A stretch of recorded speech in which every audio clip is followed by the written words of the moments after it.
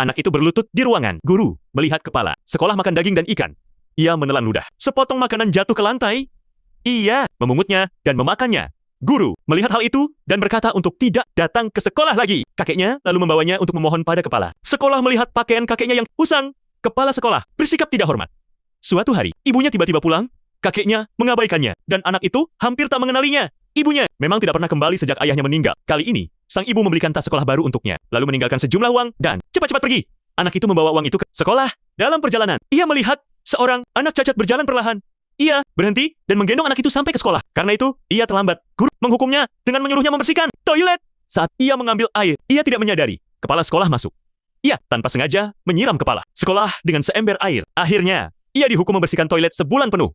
Malam itu, anak itu mendengar kakeknya mengerang. Ia berlari keluar dan melihat kakeknya. Sudah tergeletak, penyakit kakeknya kambuh. Anak itu segera mengenakan topi hujan dan mencari teman-temannya mereka, membawa kakeknya ke rumah sakit untuk mendapat perawatan. Anak itu ingin membelikan ikan untuk kakeknya. Lalu ia membeli sekotak es lilin untuk dijual. Namun ia pemalu dan jarang bicara. Ia tidak bisa menjual satupun.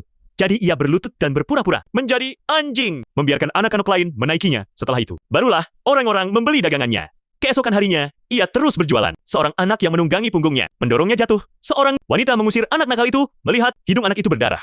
Wanita itu merasa iba dan menegur anak-anak dengan keras. Meski begitu, anak kecil itu tetap ingin menjual es lilin.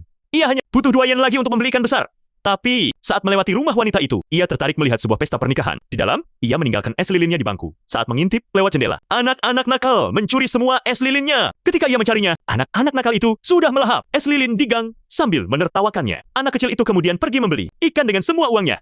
Ia memilih yang paling besar. Namun penjual meminta 4 yen. Uangnya hanya 1,5 yen. Akhirnya, penjual memberinya 2 ikan kecil. Ia membuat sup ikan, lalu segera menemui kakeknya.